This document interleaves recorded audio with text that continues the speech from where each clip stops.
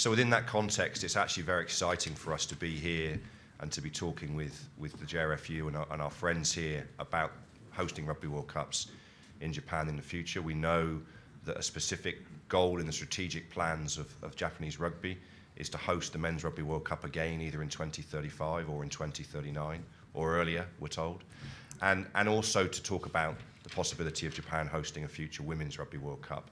And so that's a great project for us to work on together and to be having really specific discussions about what would need to be true for those decisions to be taken with plenty of time in advance of those future tournaments. And that's an exciting proposition, I think, for all of us.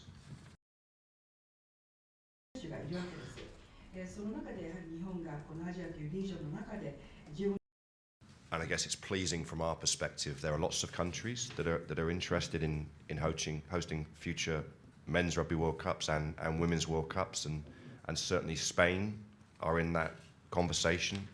Italy have been clear, I think, publicly about their interest in hosting Rugby World Cups, and we know that the UK and Ireland, the four unions that make up the UK and Ireland, are also interested in future hosting.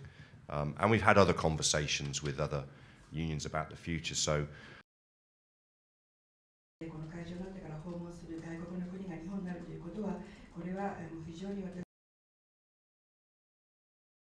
we haven't decided formally when a decision will be taken, but I think it's fair to say we would want to know the host of Rugby World Cup 2035 before we have Rugby World Cup 2027.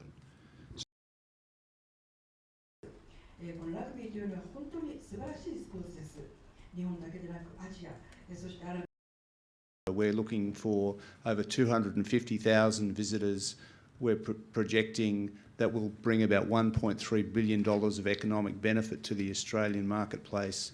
And we believe as a sport it will produce anywhere from 500 to 550 million pounds of surplus for World Rugby to reinvest back in the game. So we have high expectations, lofty goals, but we are very confident that we can deliver that.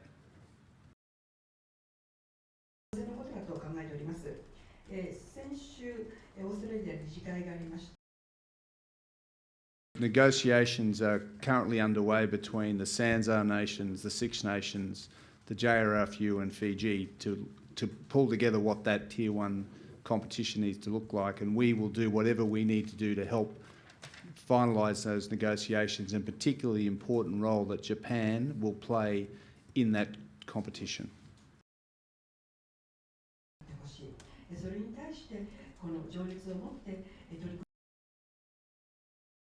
You have one of the most capable and experienced coaches in the world right here. You know, I think that you have invested in someone that's got enormous capability, understands your market, your players, your culture, and I think, you know, knowing Eddie, he is about building for the long term, and he likes to make change. And so I suspect that, you know, there might be some disappointment in the short term, but he will be building always to a longer term outcome. A lot of cannon. Very good to see. Peter Sam will be pleased.